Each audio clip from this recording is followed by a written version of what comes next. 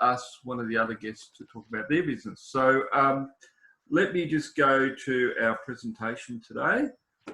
Find it here. Okay, I'm now sharing your my screen. Okay, so basically, what I'm going to do now is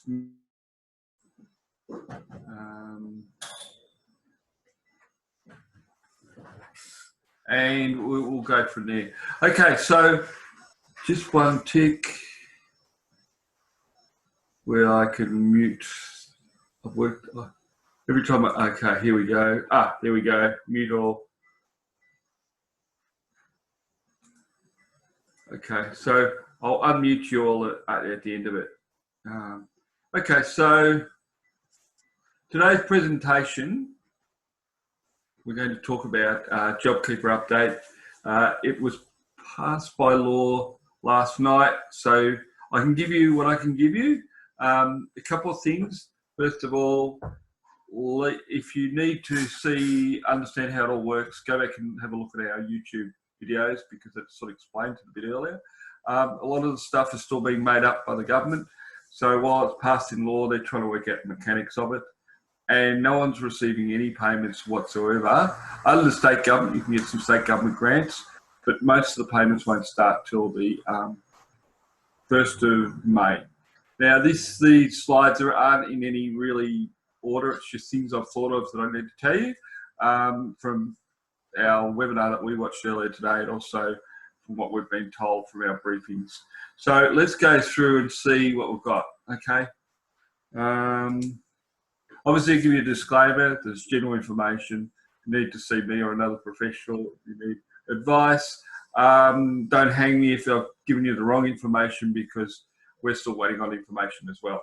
So some of it, what I've heard or various conversations I've had with other tax gurus, and some of it's actually fact. But even the fact sheets are being updated every couple of days by the tax office and change. Okay, first of all, obviously it's not business as usual here, but we're going to come out like everyone else, a bit stronger, a bit more innovative. This Zoom sort of stuff's been really good for us to catch up with most of our clients that want to have a Zoom meeting. Another couple of points, our phones are almost fixed, so thanks for those that have been ringing in and we've had to call back. So hopefully in the next week or so, Telstra will fix that. We're still working here. Next week we're going on to shift work. We've got a reasonably big office for the size of our team, so we're well spread out. So obviously we're catching up with most people on Zoom. Where we need documents signed, we're either dropping them off or asking you to put them in our blue bin. Thanks everyone for the comments of support. It's been good every time I speak to everyone. Everyone's saying they're getting plenty of information, and we're trying to support you guys to get through a pretty tough time. Obviously, like you guys, there's a lot of information out there. Some is rumour, some are truth, some are half-truths. And what we're trying to give you is what we hear that's probably a credible source. I'm on the Institute's public practice panel for Victoria, so I get to deal with some of the higher up gurus in tax, so I hear a lot more than the average accountant in some ways. Also, thank you to those clients that have referred us new clients. Yes, we are taking on new work. We are looking after some of those clients that haven't been looked after by their accountant. So if you want to keep referring us work, we'll take it on. And we'll continue to provide you updates. And we've got a few online exciting things we're going to try and do with you over the next 2 or 3 months, especially while everyone's sitting at home. Okay, you would have received from Vicky and the team our survival guide. Can you shut that door so we can? And that's available to download on the website if you need to. Download it and pass it on to whoever, read it. There's about 35 pages of information. Some of it might be out of date, so at the back we've now put the links where possible for you to update, or you can come and ask us for more information.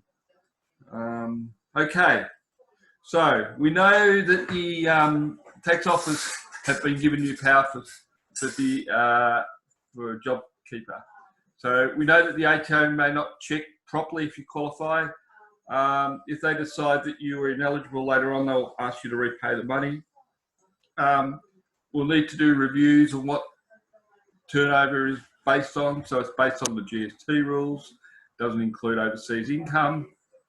And we'll also talk about who qualifies as an employee, casual versus the March, and what constitutes a downturn. So we'll talk about that in a minute. So today we're going to give you a quick update on what we know. So obviously last night they passed it as law. The mechanics are not finalised. I've already told you to have a look at previous YouTube posts if you need to understand the mechanics of it. There'll be sweeping powers given to the ATO to administer the scheme. So they've got what's called prescriptive direction to make sure that those that need it can get it, and also to prosecute those that mightn't need it but think they need it. So along with these JobKeeper laws, there'll be some relaxing of fair work. So if you qualify for JobKeeper, there's certain things that you'll be able to do under the Fair Work Act that you previously couldn't do. Okay, both the employee will need to provide consent to the employer before the employer can register. So, and the reason for that is that, I was talking to Johan this afternoon, is that you could have an employee say, yes, I'll put me on JobKeeper, and then he could go to a couple of other employees and do the same. And that way they can track down that an employee's only got it once. Or if they've got it a couple of times, they'll prosecute that employee for giving it more than what's needed. The registrations are not yet open, and they don't open for another week or so. So you can go on and register your interest, but that's about as far as it'll go. There will be a proper form to fill out, and there'll be some tick boxes to do. But at this stage, there is no actual registration yet. So no payments obviously will be available until the 1st of May, and they'll backdate any payments for those that have qualified back early in March. Or it's suggested that you use STP to administer this. Obviously, there's a couple of clients that aren't on STP for good reason. They still had another till June to get on there. We're probably going to recommend that you do so, because not to do so will slow your payments down. So we've also got harsher penalties that if you get it wrong. So if you get it wrong and you somehow fudge your turnover downturn, or you put on employees that don't qualify, they're going to chase you, 6 months, 12 months down the track, and they'll ask for a plea to explain. Okay, 2 ways to qualify as an employer for JobKeeper. So there's employee-based, so that's where you employ people. As at the 1st of March, they'll have a look at that situation. And there's also a percentage of business participation. So that applies to sole traders, partnerships, trusts, and directors of companies. Basically, all of us that are employers are becoming the new mini Centrelinks of Australia. And there's probably going to be several 100,000 of us running the Centrelink program for them for the next 6 months. But on the upside, the government is trying to say they've built an economic bridge, and that they're keeping your employees connected to your workforce. So obviously we'll need to use STP for quicker payments, and the smaller employees can paper lodge. So there's a few areas there that they're talking about. Obviously, for the business participation one, that's been the last week or so, there's been a lot of lobbying there. Unfortunately, it's still looking like that it's only going to be one person per registration. So one director or one shareholder from a company, one beneficiary for a trust, and one partner for a partnership. There's nothing we can do about that, but at least you will qualify for $1,500 per fortnight. I'm not sure, we're still waiting on clarification where say a family of mum and dad who run a family trust but one actually is employed because obviously for various reasons they're on the payroll and the other one isn't, whether that would qualify for two different people. We're hoping it is, and pretty sure we'll get an answer on that shortly. Okay, these are just random questions that people have asked, whether it's in my client base or others that I've been involved in. Okay, so can the employee receive both JobKeeper payment and the supporting apprentice and trainee subsidy? Eligible businesses can receive the 50% wage subsidy for apprentice and trainees in the supporting traineeship up until the 1st of January to the 31st of March. And then beyond that, they can then go to JobKeeper payment. So they can't get both, basically. And that's the same for people on work cover benefits through their employer. They won't qualify for JobKeeper. And those ladies that are on the program for, sorry, I'm getting a bit tired, for maternity leave. So there's a few things that they're not going to pay out on.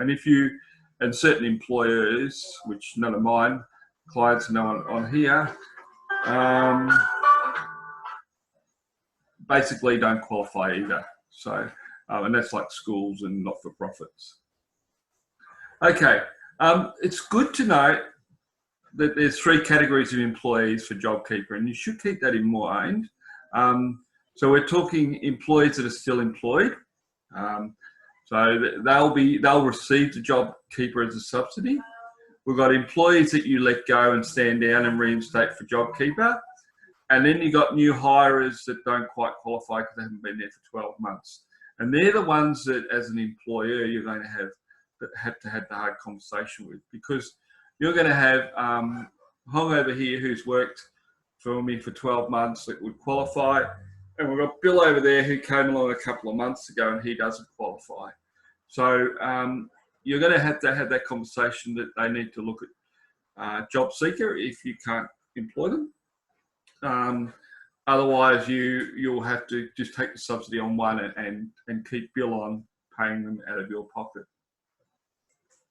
Okay, this is an interesting thing. So there's a bit of debate around, are you required to pay pay-as-you-go withholding and superannuation on JobKeeper payment? So it's a little, I must admit, I've read it a couple of times, I've listened to a couple of people, and there's a bit of confusion, but it says you must pay a minimum of $1,500 per fortnight to your eligible employees. So that means that you must pay them $7.50 per week or whatever it is, and you're supposed to give them that money. Now, it then says, if you read it, withholding income tax as appropriate. Now, the way I read that is that if you pay more than $1,500, you're obviously going to pay withholding tax. If you pay less than $1,500 per fortnight, you're going to pay them the $1,500.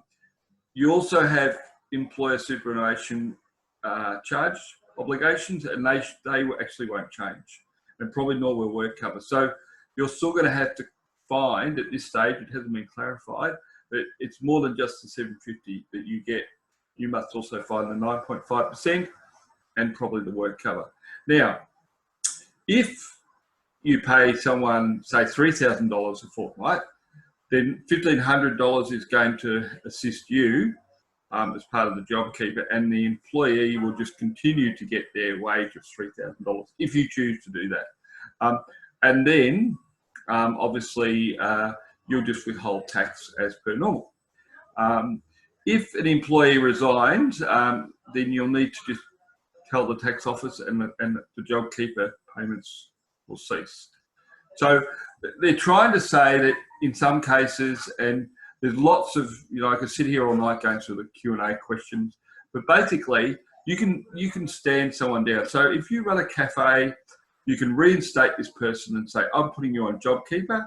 They don't necessarily have to be working at the cafe. So they can still get JobKeeper and not have to work if that's what you guys choose to do. However, you may say if you run, say, a little widget factory, and you say, look, I've applied to get JobKeeper, What you can't do is you can't reduce their entitlements in terms of hourly rate, but you can negotiate on what they do and how many hours they work for you to the equivalent of 1,500. Now, for a lot of employees, maybe they might want to come a bit more to work anyway, even if you can't pay them. But that's sort of how Jobkeeper will work. So, okay, do I pay super on the 9.5%? Only paying the 1,500, then the SGC and 9.5. For those who earn less than 1,500, you pay the 9.5% on the lower wage. So again, if you're on the if you're on say $450 a week, then the rules are that you should be paying super on the only on the 950, not 450, not the 1,500 or the 750. So there's still a little bit of clarity on that. And then for those that you're paying full-time wages or equivalent, you just pay those particular wages and pay super at 9.5%. So they're not going to let you out of that. Okay, this one's an interesting one on ATO actions. They had the power to accept the taxpayer's alternative revenue projection. So, sorry, these are a little bit out of order because it was written about half an hour ago. So bear with me.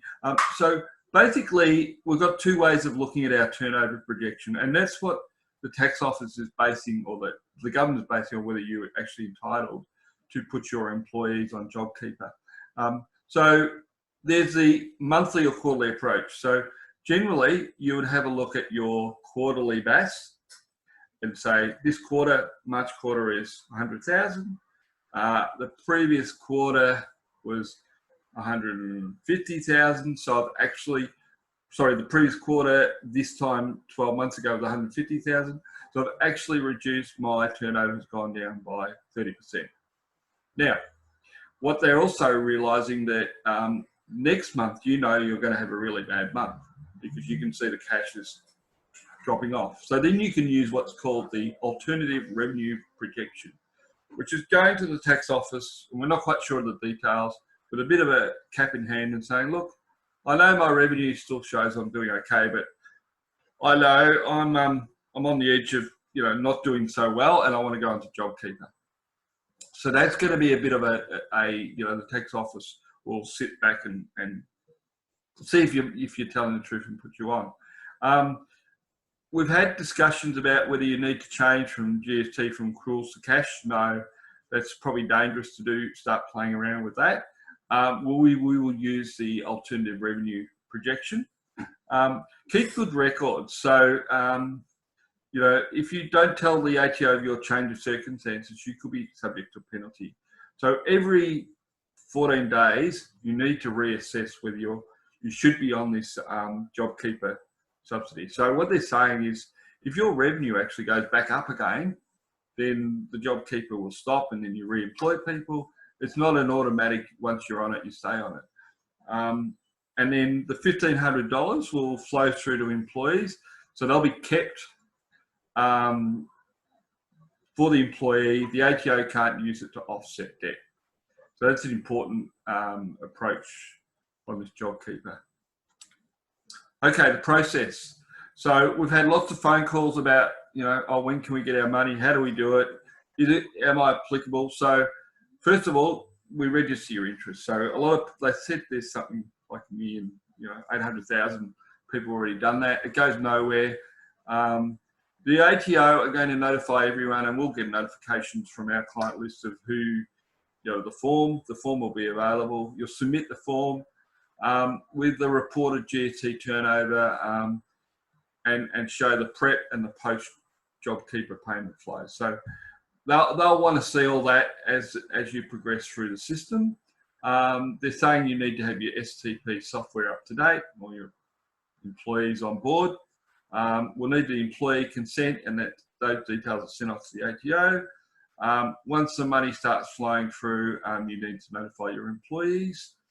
For the period 1st of March until the payment, you should have, the ATO is saying you should have paid your employees, and you need to inform them that no payment will be made to them. but it's a reimbursement of payments to you. So you might have some employees think that you paid them for the last month and you've managed to get it backdated to that date, then they're not necessarily entitled to that extra $1,500 because you've been paying them. Reassess each fortnight if eligible, and then you'll need to tell the ATO if you're not. Okay, here's some other little bits of information that we're picking up on. Jobkeeper may be subject to GST and is assessable income. So there's been lots of discussion today as to whether, when you get the $1,500 per employee, whether you'll have to pay GST on that, because under GST law, government grants are actually subject to GST. You'll need to have the hard discussion with the employee, as an employer, if the employee doesn't qualify. So, if the employee then must seek job seeker because they haven't worked for you long enough or they're not qualified under the Australian law, then you need to explain that to them. Temporary Jobkeeper rules for staff, stand downs. You must reduce the pay rate. You mustn't reduce the pay rate, but you can change the hours in the job description while Jobkeeper is being paid. So we talked about that before, and that's where you could ask somebody to pick apples, and now you could ask them to pick bananas. So that's the description there. Keep an eye on your turnover. So for those that don't qualify this month, you may qualify next month, or vice versa. You may qualify for the next 3 months, and then all of a sudden your business picks up again. And it's very important that you keep an eye on that.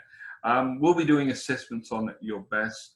We've got a little table set up to see if you qualify straight away. So that'll help you with this quarter's BAS to the previous 12 months ago.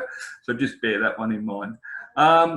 Make sure employee isn't trying to claim it twice. So probably had that discussion. It's mainly the Jobkeeper for the employee. They need to only claim it through their principal employer. There's still some clarification on various casual employment, but for your full-timers, that should be pretty straightforward. And when we get some more information, we'll give it to you. Obviously, payments will be made 14 days after the ATO says the employer is eligible. The only one that I thought I haven't added there, which I might just clarify, is say the part-time employee who also has a part-time little business. So that's they actually qualify for Jobkeeper because under the sole trader provisions, because as long as they can show that they've earned some income, they will qualify in that area. Okay, sole traders. So this leads into my next thing. So sole traders, they must have an ABN. They must be carrying on a business and have assessable income in the 2018-2019 year. They must be able to show some evidence. So we've got a lot of sole traders that aren't registered for GST, so don't do BASs. So the thinking there is that they'll have to provide some bank statements and stuff like that, maybe copies of invoices. We're waiting to see what happens there. An entity must have made a supply on or after the 1st July and before the 12th of March 2020. So that's stopping those that just have an ABN and think that, oh, I've got an ABN, I'll qualify for the job hunter. Not true. So you've actually got to show that you actually have an active business to qualify for it, and you've got a downturn, obviously.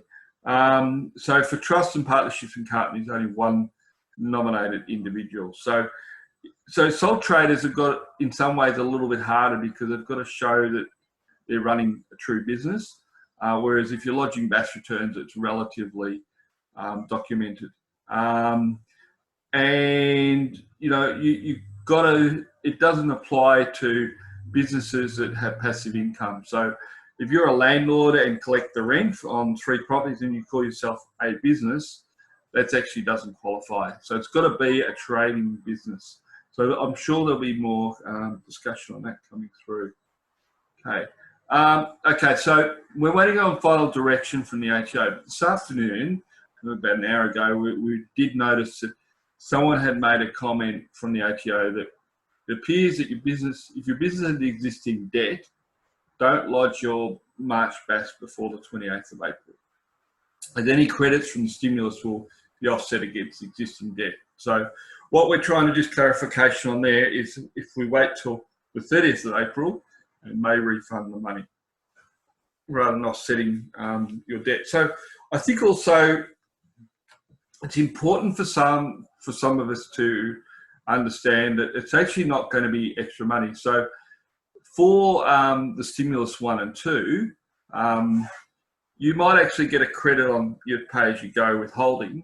And that's virtually offsetting your pay-as-you-go withholding. So for January, February, March, you may have already paid that, so you should get all that back.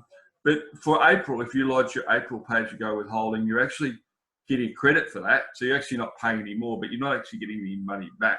It just means you're not paying for that withholding. So effectively you are, but it's not an actual cash handout. So we've done some modelling on a couple of clients that we're just finishing their BASs for, and it's obviously assisting them in not having to pay much against their GST, but it probably won't wipe out the tax debt completely. But obviously it's a good saving that you don't have to have a tax office this quarter and next quarter and probably the quarter after for the pay-as-you-go withholding. We're also talking to clients about the instalment amounts that they've paid to date. It's like anything. It's like deferring your bank loan. It's like deferring your tax office debt.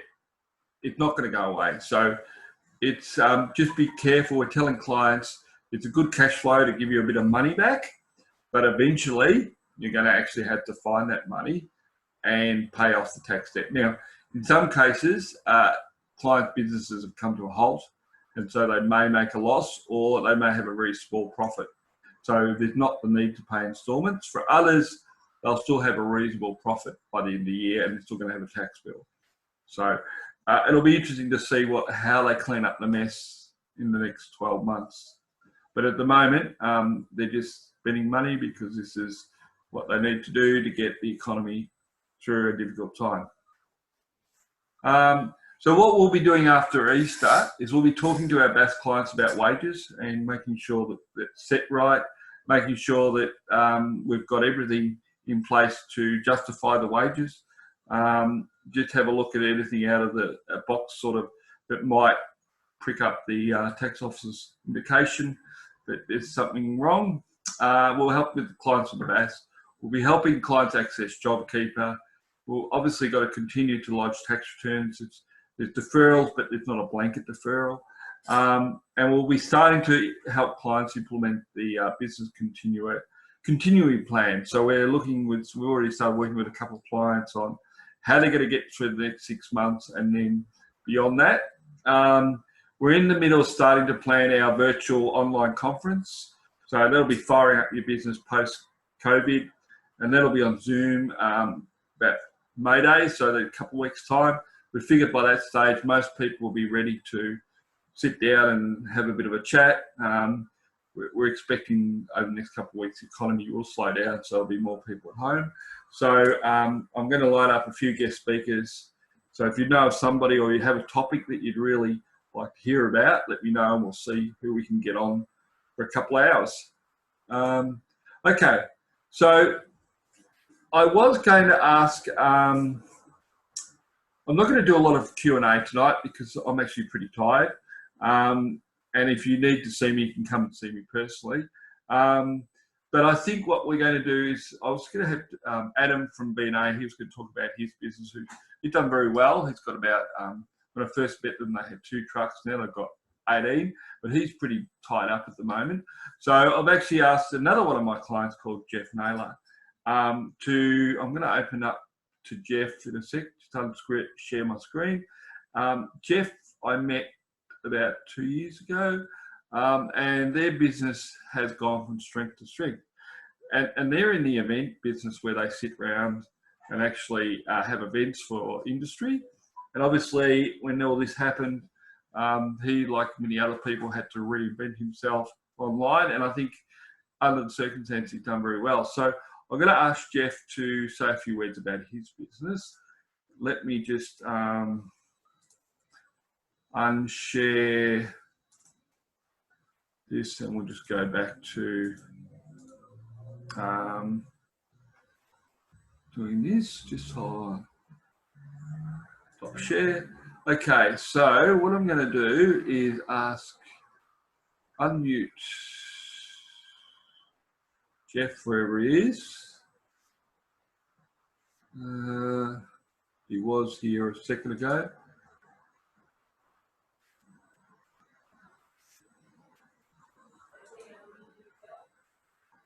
Yeah. Can you see him there? He is there. He's not on my list. Hang on. Let's go to this one. There we go. I'll unmute first.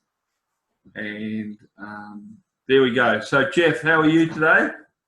I'm good, thanks. I'm sitting in a gondola, and I've got my Alcatraz shirt on, which is like we're all in lockdown, but they're not going to stop me. Very good. I'm now traveling the world. So, look, I don't know if I've got any magical stories, but we are an events company. We run events for industry all the way through from mining, mineral processing, manufacturing assembly, water, power generation, power distribution, all those sort of players we play with. And we're across Australia, New Zealand. So I had 3 months of problem solving training out ahead, booked up, and it all got completely parked. And so we thought, so I went from straight into despair, like many of you I'm sure did. And then I thought, well, what can I do about it right now to make something better? So we started addressing normal events with Zoom, and we've got people onto that. And then we went on to, what can we do in terms of the training options? So we've revamped our training courses to online, and within 3 weeks, we're now starting to see bookings coming back in. So some of the people who'd parked their training options with us have now started transitioning over. So some of the early adopters have been all over Zoom, and it's amazing how quickly people come onto it. And then some of the ones who were, no, we don't want to do this, we'll wait for the face-to-face meetings.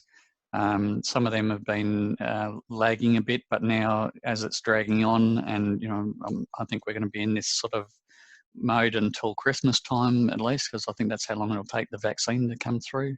But I think people are now starting to transition over to understand how we're going to keep employees engaged. What are we going to do to try and keep people motivated and up and about? So the training options that we have can be good things for that in terms of especially the problem solving with can be culture changing for companies. So that's what we've done. It's been a hell of a 3-4 weekends working flat out through that period, but a lot of activity, and we've certainly taken a hit in terms of cash flow, but we've also had new members come on in the last week, which we're a member-based organisation, so that's been really positive, and I'm very pleased about that. And we've also had feedback from some of the big industrials in remote locations that this new format we've got actually works better for them, so they're really on board with it. So, for instance, AGL, a big company, have just taken a national membership with us, which has been fantastic. And have you been getting your clients mainly in the last month or so? So we've got our normal email distribution that we work with, but I do a lot on LinkedIn. So I've been, ever since the COVID thing started, I've been feverishly building our network in LinkedIn on my account and on the business profile account. And my profile's going up at like 100 every 4 days, sort of thing. And I think last weekend it went up 200 first level connections.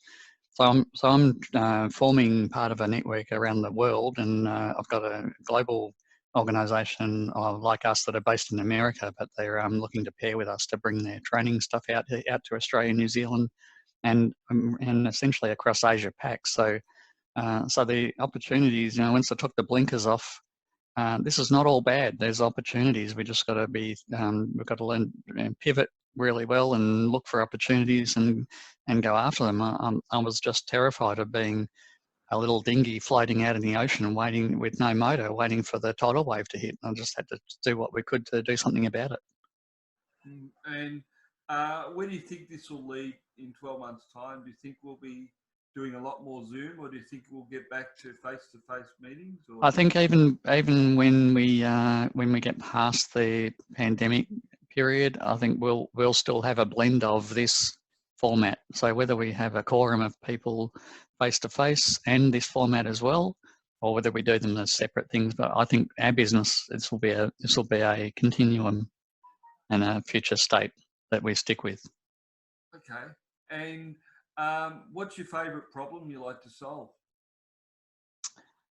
Well, I won't say marriages. No, look, I've had the pleasure of and privilege of helping the Submarine Corp with their problems. So I've done a course in WA and a course in SA, and I'm really proud of that. So it's amazing where this sort of career path has taken me, and I never expected to become a teacher, but there you go, there I am. But in terms of reaching out, we've had an event with an asset management professional based in Canada who's doing a presentation for us over Zoom.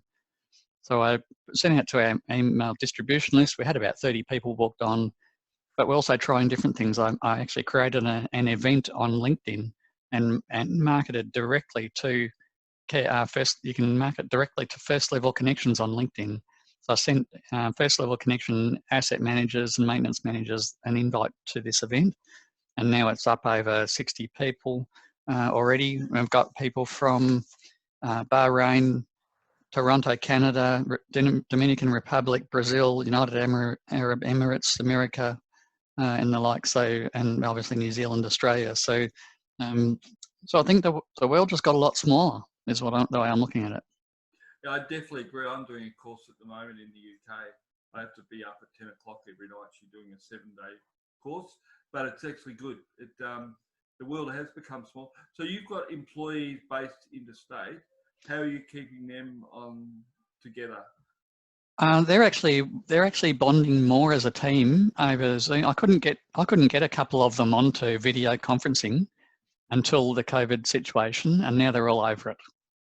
And it was like the flick of a switch, and the team of state managers is working really well together, and so they're transitioning all their events over and sharing ideas, and we've shared calendars across the borders, so a member in one state can now access events in another state provided they're a member. So for the time being, and like to get growth, I didn't have the cash flow to have someone in New Zealand right now, but New Zealand went from 0 events to a full calendar overnight. So they're just getting serviced from the other regions. So I think it's changed. It's certainly changed the way I look at where we're at and what we're doing, but also the way I see our future. I mean, we don't have to have people assigned anywhere. They can be anywhere, literally anywhere, and run events. So it's a new world, that's for sure. Okay, fantastic. I think we'll leave it at there, everyone. It's 5:45. It's Easter. Everyone have a great weekend. We'll be back online next week, definitely next Thursday. Have all your questions ready. Hopefully by then we'll have a little bit more clarification from the ATO. Apparently they're working most of Easter to get it all organised. So, and they'll put up all their fact sheets and everything back online. They took a lot off early this morning when they realised that some of the fact sheets might have been out of date. So there's lots of questions that I know people have, not only here but all around Australia, to the various people. Hang in there, everyone. Be good, be safe. Hope the Easter Bunny brings you something. And thanks again for joining us. It's good to see everyone jumping on board. I think this will become a regular thing for quite a while, because unfortunately we're not out of this by far yet. It could be at least another 2 or 3 months. So these regular things, we'll think about other topics, because I think after the next couple of weeks, I think I'll be pretty bored with Jobkeeper, and so will you. We'll start looking at a few things around what are we going to do with our business? What are we going to do to fire up our businesses in 6 months' time? So those sort of things we'll probably start looking at. Also, invite your other friends. I don't really care who jumps on, as long as they're nice people and they don't disrupt our program. So have a good one. Thanks, everyone, for all your great comments. I've seen some of them come through. It's really heartening to know that we can, obviously we're all in business, and I've been in business now. This is our 20th year. And, it's not a good way to celebrate 20 years. We were going to think of having a party, but that's not going to happen. But it's good to know that I've got some great clients out there, and I'm really enjoying trying to help people because, for some people are doing it pretty tough. So have a good weekend. We will talk next week. Okay, see ya.